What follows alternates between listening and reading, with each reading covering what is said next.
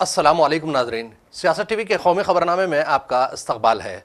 मैं हूं मन्नान जाबरी। सबसे पहले पेश है हेडलाइंस। निफाज में आसानी के लिए हजारों पुराने कवानीन खत्म कर दिए गए, पहले किसी को इसका इल्म नहीं था। वज़ीर आज़म नरेंद्र मोदी का खिताब।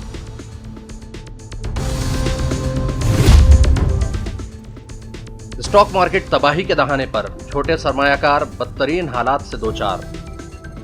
हुकूमत छोटे कारोबारियों के तहफ़्फ़ुज़ में नाकाम, राहुल गांधी की शदीद तनकीद।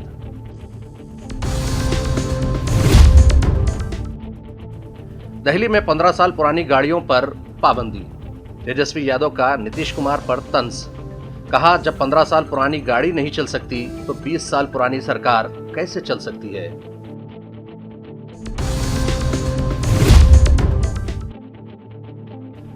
महाराष्ट्र में बर्ड फ्लू की वबा हुई खौफनाक, हजारों मुर्गियां फौत, खरीदो फरोख्त पर लगी पाबंदी, अलर्ट जारी।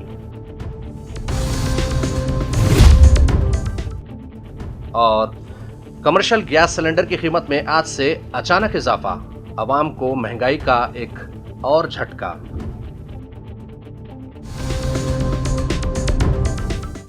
हेडलाइंस के बाद अब बढ़ते हैं खबरों की तफसील की जानिब। वज़ीर आज़म नरेंद्र मोदी ने आज कहा कि उन्होंने हिंदुस्तान में रहने और कारोबार करने में आसानी के लिए हज़ारों उसूल व ज़वाबित को ख़त्म कर दिया है जो वक्त के साथ साथ पुराने हो चुके थे। लेकिन यह हैरानकुन है कि उनकी हुकूमत से पहले किसी को इसकी फ़िक्र नहीं थी। मोदी ने भारत मंडपम में एक टीवी न्यूज़ चैनल के मुबाहिसा कॉन्फ्रेंस के सेशन से खिताब करते हुए कहा कि एक दहाई के अंदर हमने तकरीबन 1500 कवानीन को ख़त्म कर दिया है जो अपनी अहमियत खो चुके थे, जिनमें से अक्सर का ताल्लुक बरतानवी दौरे हुकूमत से था। इस सिलसिले में उन्होंने बांस की कटाई से मुताल्लिक़ क़वानीन और इनकम टैक्स गोशवारे जमा कराने के अमल को आसान बनाने का ख़ास तौर पर जिक्र किया। मोदी ने कहा कि बांस शुमाल मशरिक़ में क़बाइली बरादरियों की ज़िंदगी का एक अहम हिस्सा है। पहले अवाम को बांस काटने पर जेल भेज दिया जाता था क्योंकि उसे दरख्त समझा जाता था और इस पर दरख्त के क़वानीन लागू होते थे। हमने नौ आबादियाती दौर के ऐसे क़वानीन को ख़त्म कर दिया है। अब इनकम टैक्स रिटर्न फाइल करने जैसे अमल भी मिनटों में मुकम्मल हो जाते हैं और चंद दिनों में रकम की वापसी जारी कर दी जाती है। लोकसभा में कायद अपोजिशन और कांग्रेस के साबिक सदर राहुल गांधी ने स्टॉक मार्केट में रिकॉर्ड गिरावट से पैदा होने वाले अफरा तफरी पर तशवीश का इजहार करते हुए कहा कि मौजूदा माहौल में छोटे सरमायाकारों के फ़ायदे के लिए एक शफाफ मार्केट रेगुलेटरी सिस्टम इंतहाई ज़रूरी है। राहुल गांधी ने आज कहा कि स्टॉक मार्केट में हंगामा बरपा है और ऐसे में छोटे सरमायाकारों को होने वाले नुकसान उनके लिए तशवीश का बायस हैं। उन्होंने कहा कि सरमायाकारों का तहफ़्फ़ुज़ ज़रूरी है और इसके लिए एक शफाफ एप्लीकेंट सिस्टम ज़रूरी है। उन्होंने कहा कि जब भी मार्केट गिरता है सरमायाकार को सबसे ज़्यादा नुकसान होता है। मेरे लिए उन मुतवस्सित तबके के सरमायाकारों की बचत, मफादात और सरमायाकारी का तहफ़्फ़ुज़ करना सबसे अहम है और इसके लिए एक शफाफ मार्केट रेगुलेटर सबसे अहम चीज़ है। सदर जमहूरिया द्रौपदी मुर्मू ने क़वानीन में तब्दीली का खैर मकदम करते हुए कहा कि ऐसे सख्त इक़दामात नागुज़ीर हैं जिसकी मदद से मुजरिमों में खौफ की फ़िज़ा पैदा हो। उन्होंने कहा कि मुजरिम को अपने जुर्म के लिए दिल में खौफ पैदा होना चाहिए और इसके लिए सख्त इक़दामात इंतहाई ज़रूरी हैं। आज उपाधि प्राप्त करने वाले सभी विद्यार्थियों को मैं हृदय से बधाई देती हूँ। पदक प्राप्त करने वाले विद्यार्थियों की मैं विशेष सराहना करती हूँ। उच्च शिक्षा के लिए अपने फोरेंसिक साइंसेस का क्षेत्र चुना, इसके लिए मैं आप सभी विद्यार्थियों और आपके अभिभावकों को मैं बहुत बहुत प्रशंसा करती हूँ। प्यारे विद्यार्थियों, आप सबने लीक से हटकर आपने जिस शिक्षण और कार्य क्षेत्र का चयन किया है, इस क्षेत्र का महत्व निरंतर बढ़ रहा है। आज एक और आपके औपचारिक दीक्षांत शिक्षा और एक चरण का अंत हो रहा है, तो दूसरी ओर आपकी जीवन यात्रा के आगामी चरण का शुभारंभ हो रहा है। इस मंगलमय अवसर पर मैं आप सभी विद्यार्थियों को हार्दिक शुभकामनाएं देती हूँ। आप सभी विद्यार्थीगण न्याय पर आधारित विकसित भारत के निर्माता की भूमिका निभाने जा रहे हैं। आप सब विश्व स्तर पर सुशासन के क्षेत्र में अपनी पहचान बनाने की क्षमता रखते हैं। देवियों और स्वजनों, ये विश्वविद्यालय दुनिया में अपने तरह का एकमात्र उच्च शिक्षण संस्थान है। देश के सभी हिस्सों से विद्यार्थियों यहाँ शिक्षा प्राप्त कर रहे हैं। मुझे बताया गया है कि 15 देशों के लगभग 70 विदेशी विद्यार्थियों ने आज उपाधियां प्राप्त कर रही है। अपराध पर नियंत्रण पाना, अपराधियों में पकड़े जाना और दंडित होने का भय होना तथा नागरिकों में न्याय मिलने का विश्वास होना सुशासन की पहचान है। इस विश्वविद्यालय को और यहाँ के विद्यार्थियों को देश के सुशासन में निरंतर महत्वपूर्ण योगदान देना है। हमारे देश में न्याय पर आधारित समाज व्यवस्था को सबसे अच्छा माना गया है। विरासत और विकास के संगम के द्वारा हम एक ऐसे विकसित भारत को निर्माण कर रहे हैं जो न्याय पर आधारित रहेगा। दिल्ली के वजीर माहौलियात ने आज कहा कि 31 मार्च के बाद दिल्ली के तमाम पेट्रोल पंप्स पर 15 साल से ज्यादा पुरानी गाड़ियों में ईंधन भरने पर पाबंदी आयद होगी। मिस्टर सरसा ने आज आलूदगी कंट्रोल से मुताल्लिक अफसरों के साथ मीटिंग के बाद नामानिगारों को बताया कि 15 साल से जायद पुरानी तमाम गाड़ियों को तेल हासिल करने से रोक दिया जाएगा। इसके लिए पेट्रोल पंप्स पर ऐसे आलात नस्ब किए जा रहे हैं जो 15 साल पुरानी गाड़ियों की शिनाख्त करेंगे। बिहार असेंबली में अपोजिशन लीडर और साबिक नायब वज़ीर आला तेजस्वी यादव ने वज़ीर आला नीतीश कुमार की हुकूमत पर सख्त तनकीद करते हुए कहा कि जब 15 साल पुरानी गाड़ी के चलने की इजाज़त नहीं है तो 20 साल पुरानी हुकूमत क्यों जारी है। दरअसल इस साल बिहार में असेंबली इंतखाबात होने वाले हैं, जिसके पेश नज़र सियासी बयानबाजी तेज़ हो गई है। इसी सिलसिले में राष्ट्रीय जनता दल के लीडर तेजस्वी यादव ने एनडीए हुकूमत पर हमला किया। उन्होंने सोशल मीडिया प्लेटफॉर्म एक्स पर लिखा, बिहार में 15 साल पुरानी गाड़ी चलाने की इजाज़त नहीं है क्योंकि वो ज़्यादा धुआं छोड़ती है, आलूदगी बढ़ाती है और आवाम के लिए नुकसान का बायस है। तो फिर एनडीए की 20 साल पुरानी जोड़ तोड़ पलटा पलटी वाली खस्ता हाल हुकूमत क्यों रहेगी। गुज़िश्ता 20 सालों में नीतीश हुकूमत ने बिहार के हर गली, हर मोहल्ले और हर गाँव में गुर्बत, बेरोज़गारी, बदउनवानी, जराइम और नकल मकानी का ज़बरदस्त आलूदा धुआं फैला दिया है। मार्च का महीना शुरू होते ही सारिफीन को एक बार फिर महंगाई का झटका लगा है। यकम मार्च से 19 किलो वाले कमर्शियल एलपीजी सिलेंडर की कीमतों में इजाफा हो गया है। दिल्ली से लेकर कोलकाता तक कमर्शियल एलपीजी सिलेंडर की कीमतें 6 रुपये बढ़ा दी गई हैं। हालांकि कमर्शियल एलपीजी सिलेंडरों के गुज़िश्ता 5 वर्षों के प्राइस ट्रेंड के मुकाबले इस मरतबा मार्च में कीमतों में कम इजाफा हुआ है। इंडियन ऑयल की तरफ से जारी नई शरह के मुताबिक दिल्ली में यकम मार्च से 19 किलो वाले कमर्शियल एलपीजी सिलेंडर्स की कीमत 1800 रुपये होगी, जो फरवरी में 1797 रुपये थी। वहीं कोलकाता में एलपीजी सिलेंडर अब 1913 में मिलेंगे। उधर महाराष्ट्र में एक बार फिर बर्ड फ्लू ने अपना जोर दिखाया है। यहां कारंजा तालुका के खेरडा गांव के एक पोल्ट्री फार्म में मौजूद तकरीबन 8000 मुर्गियों की पुरअसरार हालात में मौत हो गई, जिसके बाद इंतजामिया अलर्ट नजर आ रहा है। फौत मुर्गियों के सैंपल की रिपोर्ट में बर्ड फ्लू इन्फेक्शन की तस्दीक हुई है।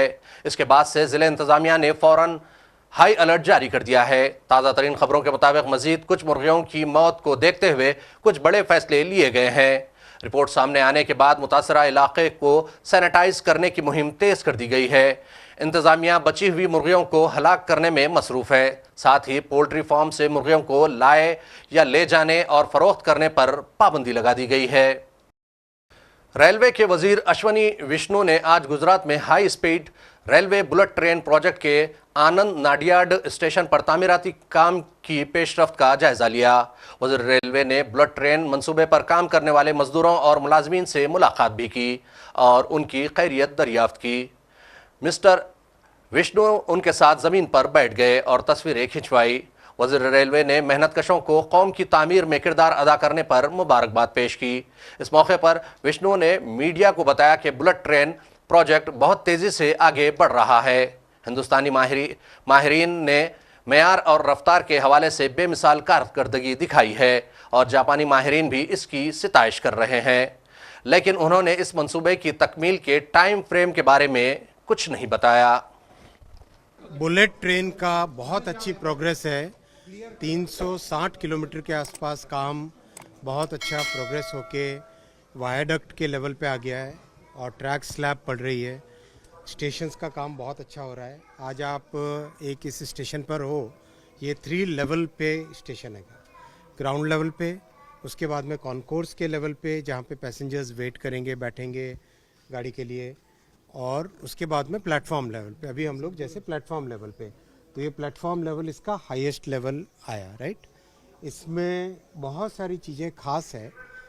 जब गाड़ी 350 की स्पीड पे चलती है तो उसके चारों तरफ इतना एक प्रेशर जोन बनता है जिसको बहुत केयरफुली कंस्ट्रक्शन के टाइम में ध्यान रखना पड़ता है। तो आप देखोगे बहुत एक स्पेशल ध्यान देखो, आप इसकी छत की डिज़ाइन देखो।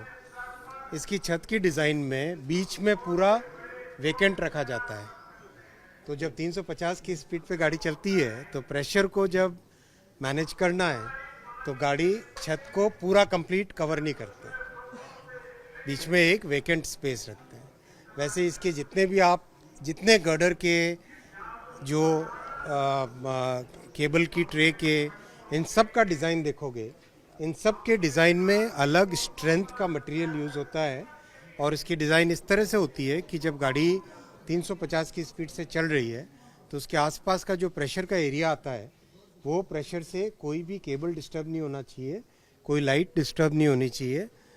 इन सब चीज़ों का ध्यान रख के इसका डिज़ाइन किया जाता है। साथ ही साथ जैसे आप सब जानते हो कि जो पहली बुलेट ट्रेन बनी ओसाका से टोक्यो के बीच में, तो ओसाका से टोक्यो के बीच में जो 6 बड़े शहर हैं, 6 के 6 शहर आपस में एक बड़े हब बन गए। टोक्यो, नागोया, क्योटो, कोबे और ओसाका, ये सब के सब बड़े इंडस्ट्रियल हब, रेजिडेंशियल हब, और एक तरीके से जैसे वहाँ पे एक नई ग्रोथ आने लगती है। वैसा ही मुंबई अहमदाबाद के इस कॉरिडोर में भी आप देखोगे ठाणे, वापी, सूरत, बड़ौदा, बिलिमोरा, आनंद, ये नडियाड और आनंद का एक जगह कॉमन पॉइंट है ये, फिर आगे अहमदाबाद, इन सब जगह पे इतनी बड़ी ग्रोथ होगी और ये सारी इकोनॉमीज़ मिलके एक सिंगल इकोनॉमी हो जाते हैं।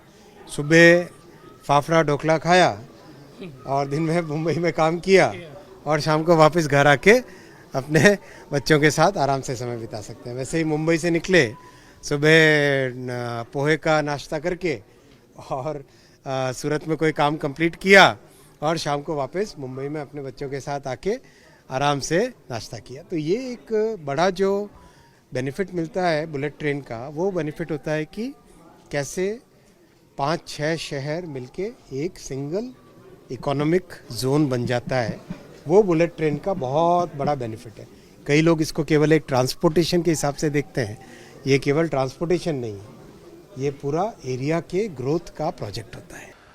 वज़ीर आज़म नरेंद्र मोदी ने उत्तराखंड के चीफ मिनिस्टर पुष्कर सिंह धामी से हिंद तिब्बत चीन सरहद पर माना गांव में सड़क की तामीर के काम के दौरान बर्फानी तोदे में फंसे मजदूरों को बचाने के लिए चलाई जा रही इमदादी कार्रवाइयों के बारे में मालूमात हासिल की।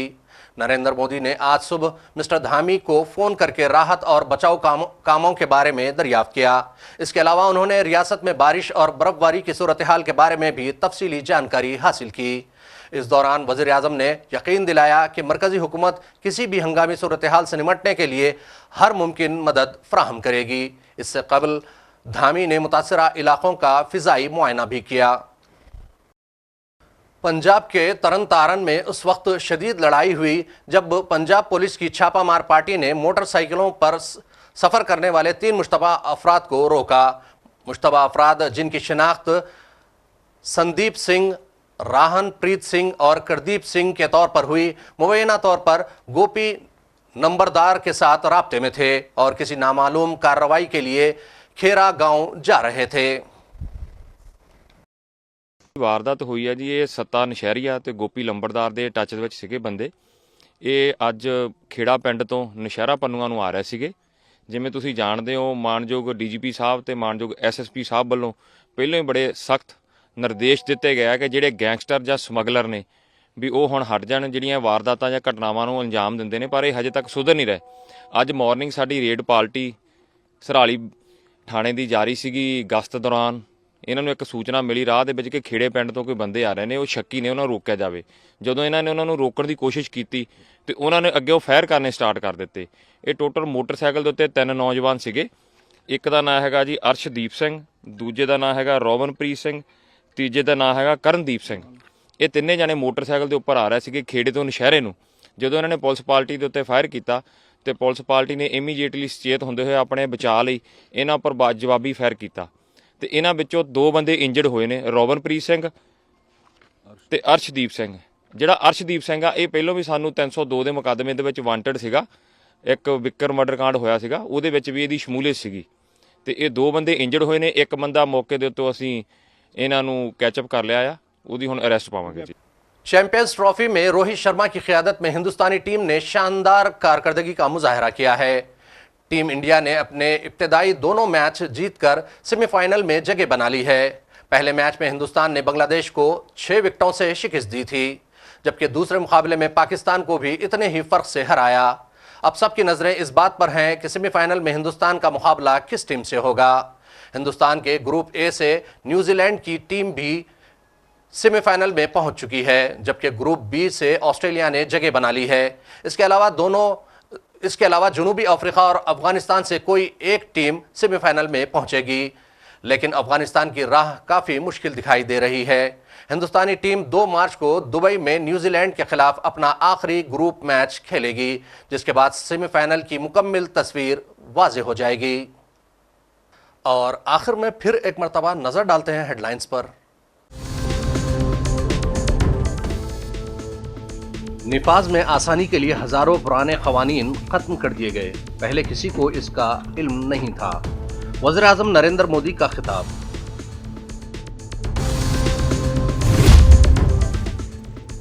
स्टॉक मार्केट तबाही के दहाने पर, छोटे सरमायाकार बदतरीन हालात से दो चार। हुकूमत छोटे कारोबारियों के तहफ़्फ़ुज़ में नाकाम, राहुल गांधी की शदीद तनकीद।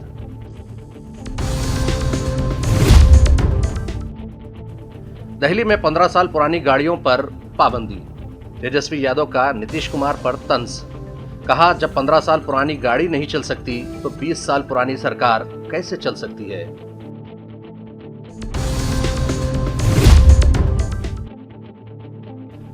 महाराष्ट्र में बर्ड फ्लू की वबा हुई खौफनाक, हजारों मुर्गियां फौत, खरीदो फरोख्त पर लगी पाबंदी, अलर्ट जारी। और कमर्शियल गैस सिलेंडर की कीमत में आज से अचानक इजाफा, आवाम को महंगाई का एक और झटका।